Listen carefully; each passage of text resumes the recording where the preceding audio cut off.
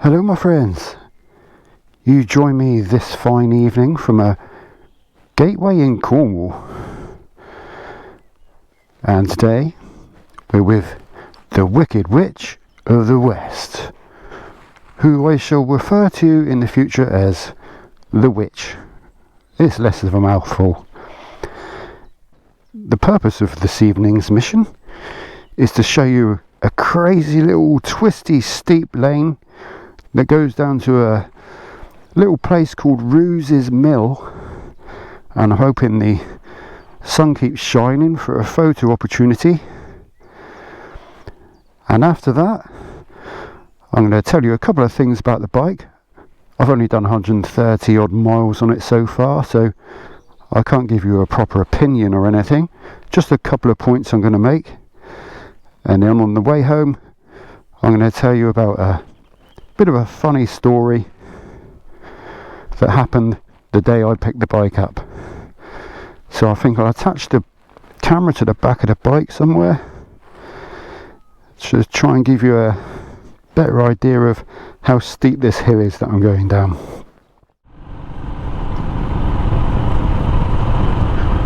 I'm on the road again.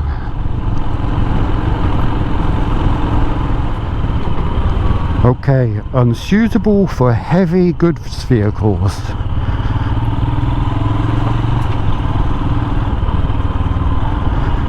Well, that's not me.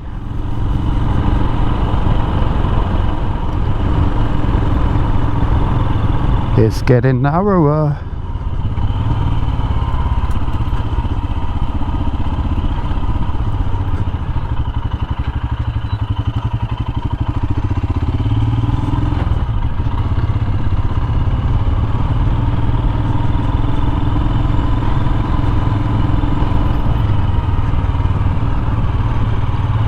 Now, unsuitable for motor vehicles.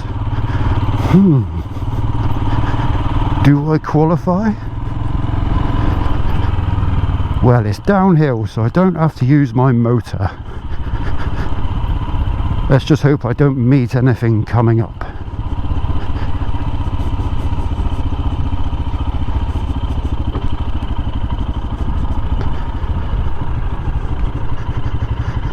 This is as close as you could get to green laning, I think, without going off-road.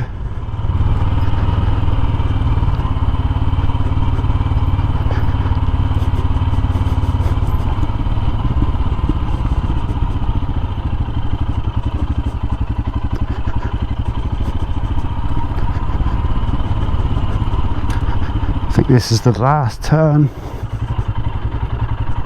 No problemo. And another one.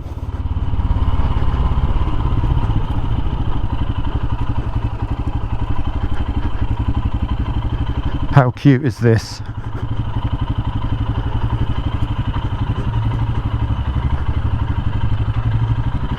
Now, if the traffic's not too heavy, I think I'll park on the bridge here and get a quick photo. Hopefully I don't upset the neighbours.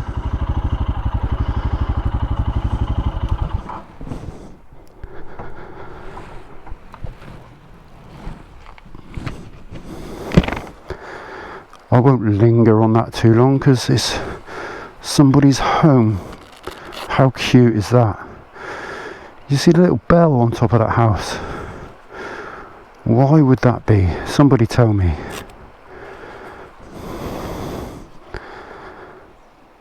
Awesome, eh?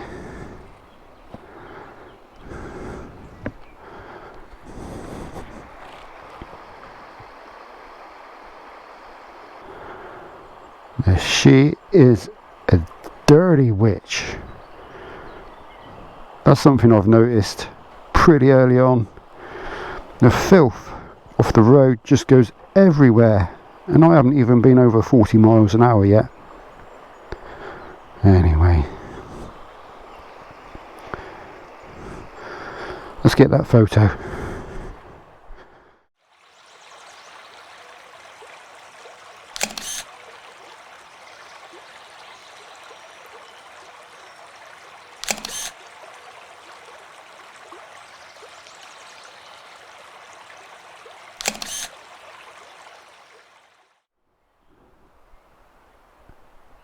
Okay, like I said, to make a couple of quick points on the bike. A couple of things that I don't like, or rather things that don't suit me, and that's more because of my stature than anything else. First thing is the screen. I've tried it in both positions now. You can have it sloped back. That was smacking me right in the face and causing a hell of a lot of noise in the helmet. Now I've moved it forward, and that's pushed the wind to the top of my helmet, and I'm still getting a lot of thwapping.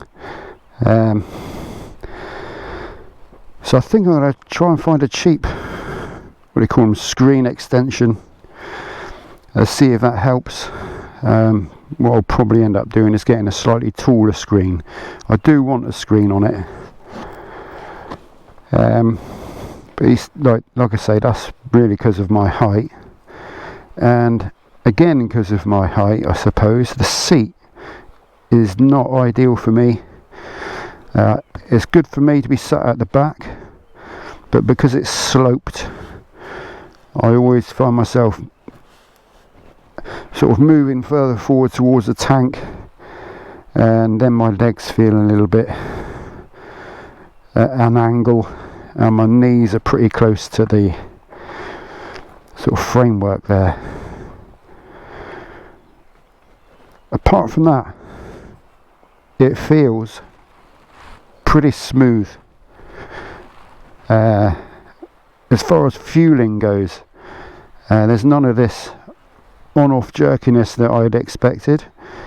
You find with a lot of fuel injection bikes these days, and it also feels smooth on the rough roads, as you would expect, as it's built for even harsher conditions than that. When it comes to vibrations, I can't really pass comment on that because I'm sort of only using half throttle at the moment, but it certainly doesn't vibrate like the classic 500 did on Tickover. Now, something else I like, or rather my neighbours probably like, is it's really quiet. So I'm not waking my neighbours up with a roaring engine at 7:20 every morning any longer. This rolls out almost silently in comparison. And another thing I really like about this bike, and thank you Royal Enfield for thinking of this, they have put these on for motor vloggers to get multiple angles, and I'm going to try this one on the way back any moment now as I tell you the story about the day I picked the bike up.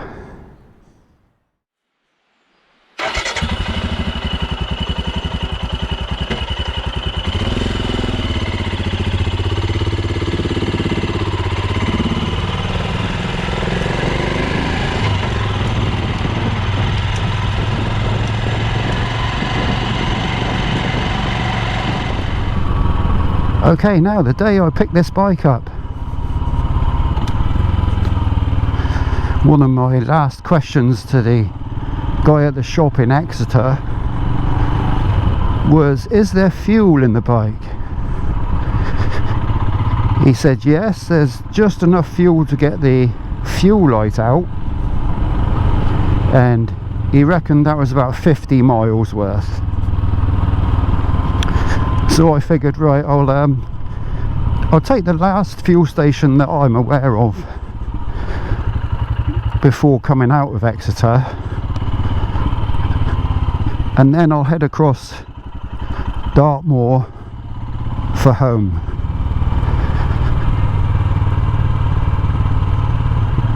Well, I got to that fuel station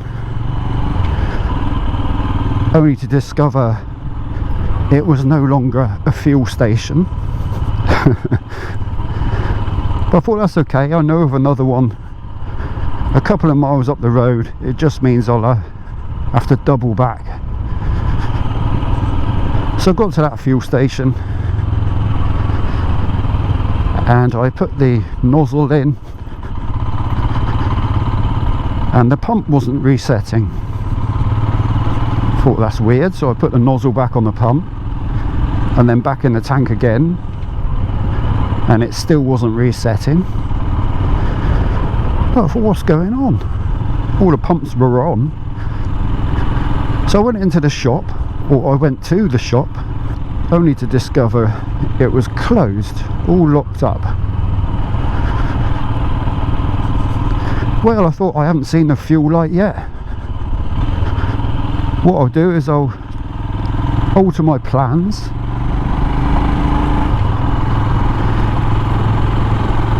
I'll go on the A30, and it was about 15 miles or so to a services that I know of at a place called Widden Down.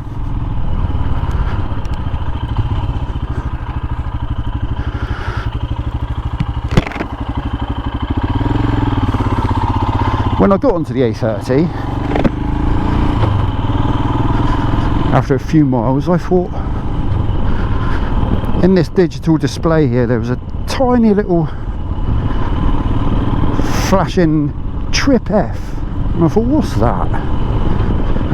So I clicked through the modes to get it back to the normal trip. After a minute or so, it came back on, this trip F. I thought, oh well, I'll have a look in the manual when I get home and see what trip F means.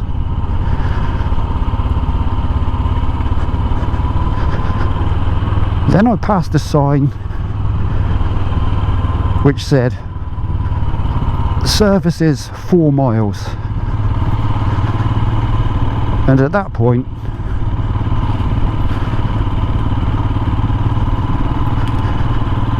the bike started spluttering, and I thought, oh no, I still haven't seen a fuel light. That's what trip F must mean. Fuel, what a woolly. I thought, oh, I hope it makes it to the services. I was giving it a jiggle now and then, get a bit more fuel to the bottom.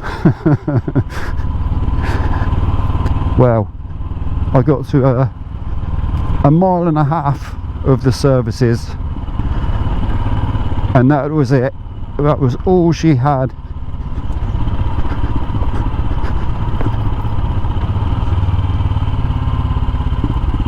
So it was quite a strenuous push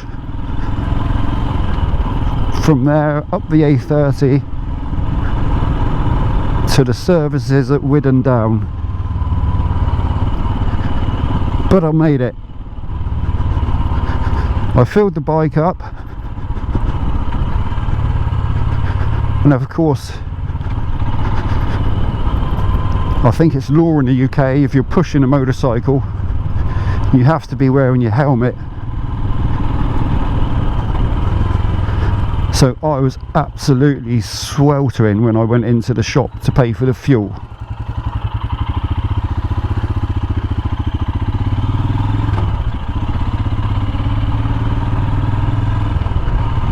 And I'm sure the guys in the shop thought, this man's not well. The sweat was running down my face. Anyway, I paid for my fuel and a bottle of Lucozade and headed for Dartmoor.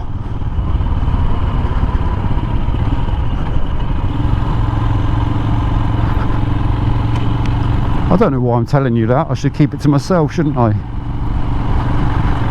There you go, I can laugh at myself.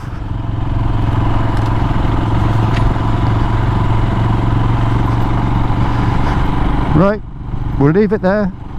Thank you ever so much for watching, and until next time, take care. Ciao for now. Bye bye.